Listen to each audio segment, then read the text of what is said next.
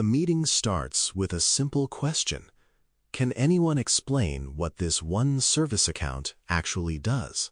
3 people stare at the same dashboard, then glance at each other. Nobody wants to guess. The account has broad permissions. Its password has not changed in years, and it logs in at odd hours from systems no one quite recognizes. It was created for a migration by someone who left 2 reorganizations ago. The system it connects to has been renamed twice. That awkward silence is what an Immortal infrastructure user feels like in real life. Everyone is slightly afraid of it, and no one really owns it. You are listening to a Wednesday headline feature from Bare Metal Cyber magazine, developed by Bare Metal Cyber, titled Service Accounts Never Die, Cleaning Up the Immortal Infrastructure Users. This is about the long, boring, critical work of dealing with non-human identities that outlive their owners, projects, and sometimes entire platforms. These accounts sit in cloud subscriptions, directories, Kubernetes clusters, build pipelines, and third-party tools. They often have powerful permissions and stale secrets. They are almost always cheaper to ignore than to fix, right up until the day they become the pivot point in an incident or the reason an audit becomes uncomfortable. The question for leaders is simple. Will you keep inheriting this risk, or will you redesign the system that creates it? If you pulled a full list of non-human identities in most organizations, you would not see a clean roster. You would see a graveyard.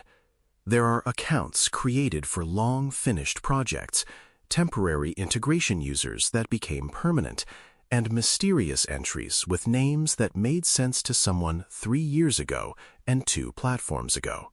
They live in cloud identity stores, on-premises directories, Kubernetes namespaces, deployment pipelines, and vendor consoles.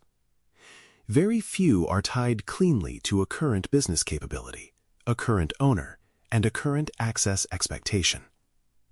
Even fewer have a clear plan for how and when they should be retired. The problem is especially visible in fast-moving infrastructure. A Kubernetes cluster may have a few well-understood workloads today, but dozens of stale service accounts left behind by old charts, experiments, and internal tools.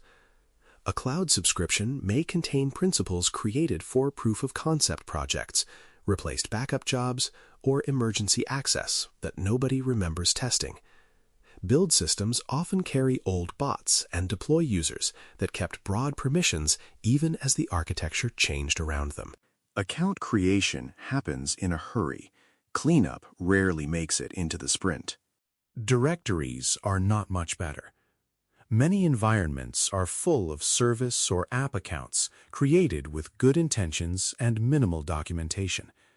The original request may reference a system name that no longer exists, a project code nobody uses, or an owner who moved on years ago. Over time, permissions ratchet upward. Each new dependency gets solved by adding another role or group, not by revisiting the original design. This is not just clutter. It is a poorly mapped web of credentials and permissions that an attacker, or even a broken automation, can exploit. What makes the graveyard especially dangerous is how invisible it is in daily decision-making. Dashboards usually focus on human users, multi-factor authentication, and privileged access reviews for named administrators. Automated accounts sit in a separate category. They are often excluded from standard controls because they are automated or because people fear they will break if touched. The result is an identity surface where some of the most powerful and least monitored users are the ones no one thinks about. Service accounts do not live forever by accident. They live forever because the path of least resistance keeps them alive. Creating a non-human identity is usually easy. Someone opens a ticket or runs a command, gets the access they need, wires the credentials into a pipeline or configuration file, and moves on. The incentives are all about unblocking delivery. Defining scope, tying the account to a lifecycle, and documenting ownership all feel like friction.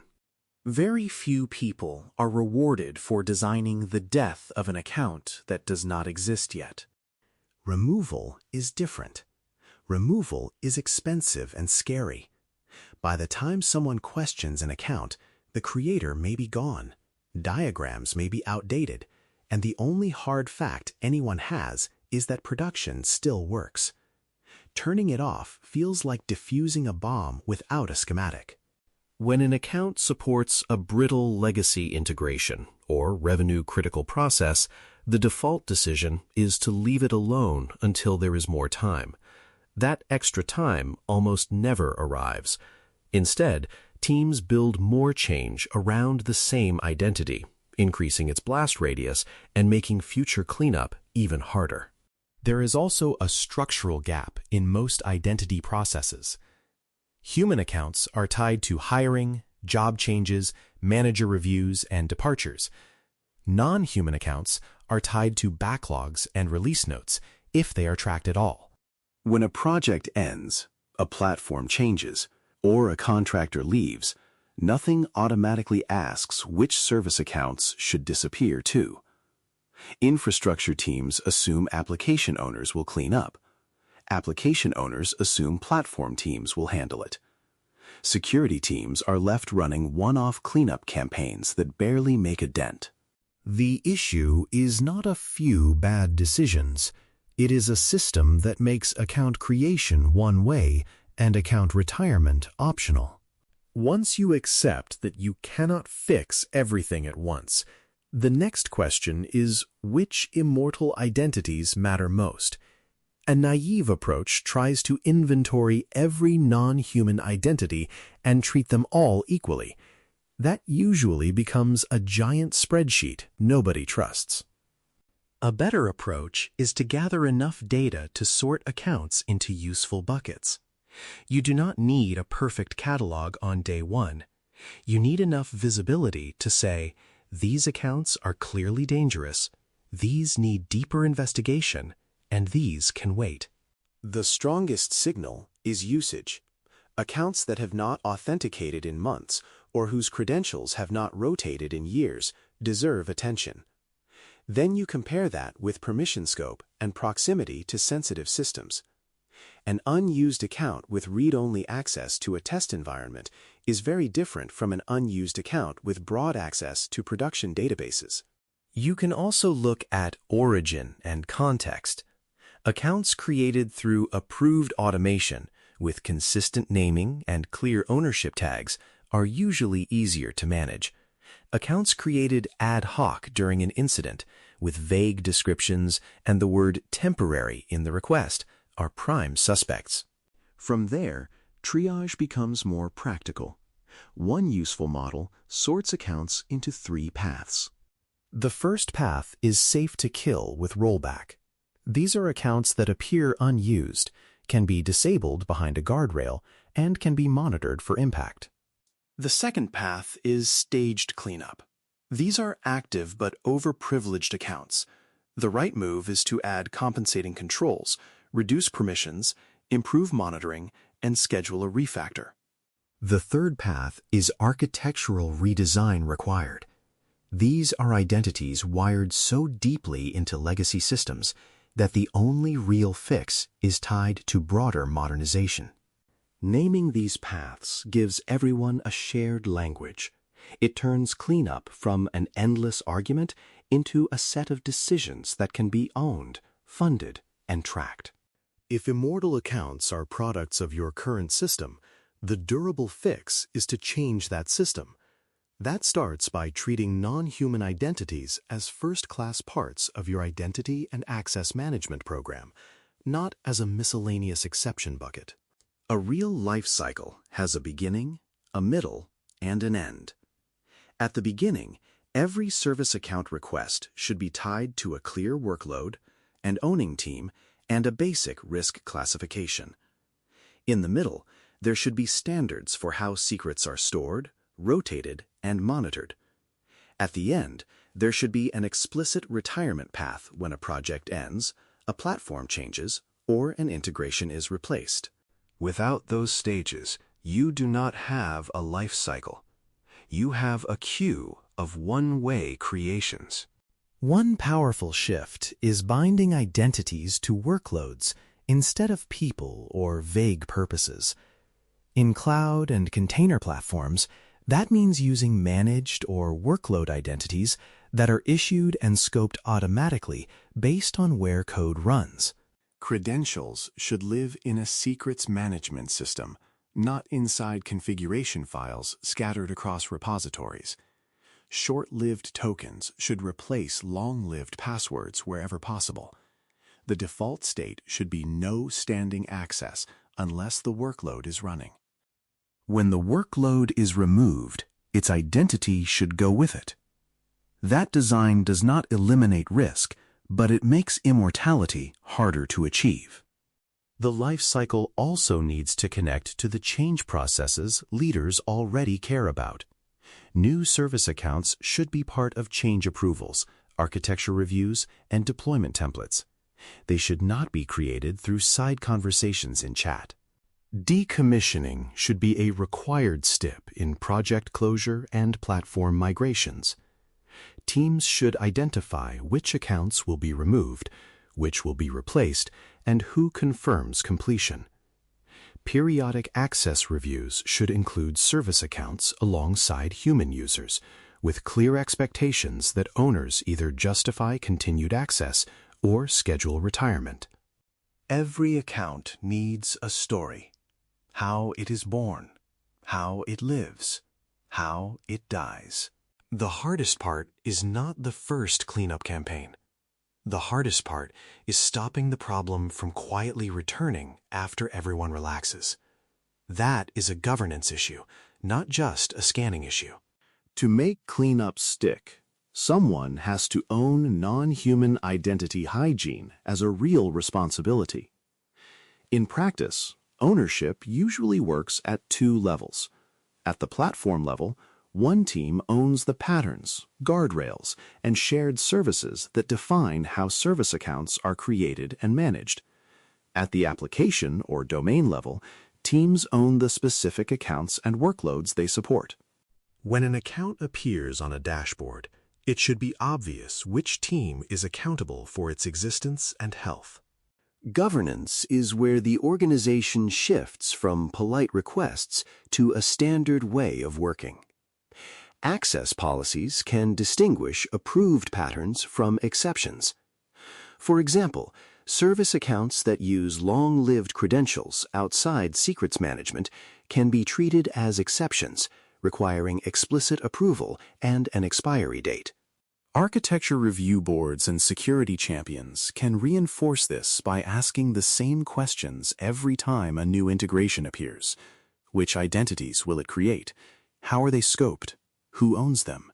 How will they be retired? Over time, this normalizes a simple idea. An integration is not complete until its identity story is complete. Metrics help keep attention on the problem without relying on fear. Useful measures are simple and trend over time. How many non-human identities exist compared with human users? What percentage have a clear owner and documented purpose? How many have not been used in the last 90 days? How many were created this month, and how many were retired? The goal is not perfect precision. The goal is to understand whether the environment is drifting toward more immortal accounts or fewer, and to make that trend visible in leadership conversations. At its heart, this topic is about whether you treat non-human identities as real infrastructure or background noise. Immortal service accounts are not a quirky byproduct of a few messy projects. They are the natural outcome of a system that makes creation cheap, retirement risky, and ownership unclear. The graveyard under your clusters, directories, and pipelines is a mirror of your incentives and processes. When you choose to see it clearly, it stops being an embarrassing mess and becomes a roadmap for reducing silent, compounding risk. Imagine returning to that earlier meeting with the mysterious admin account nobody wants to touch. In an organization with a real life cycle, the silence is replaced by a shared playbook. Owners are known. Patterns are standard. The decision is not whether anyone dares to turn the account off. The decision is which path it follows: safe kill, staged cleanup, or architectural redesign.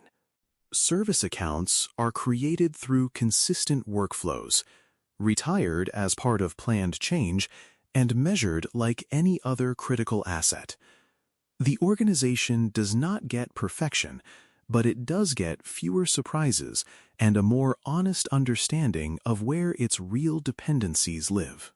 For leaders, the real change is mental. Immortal infrastructure users stop being boring maintenance work and become leverage points for resilience. Migration plans include identity cleanup. Legacy risk is described in terms of specific accounts and privileges, not only abstract technical debt. Teams learn that "it just works, do not touch" is not an acceptable long-term state for anything that can make or break the business. A useful question for your next review is simple. Which of these identities are you truly willing to bet the company on? And which ones are finally going to be allowed to die? Thanks for listening. For more audio courses, daily newsletters, and more, please visit baremetalcyber.com.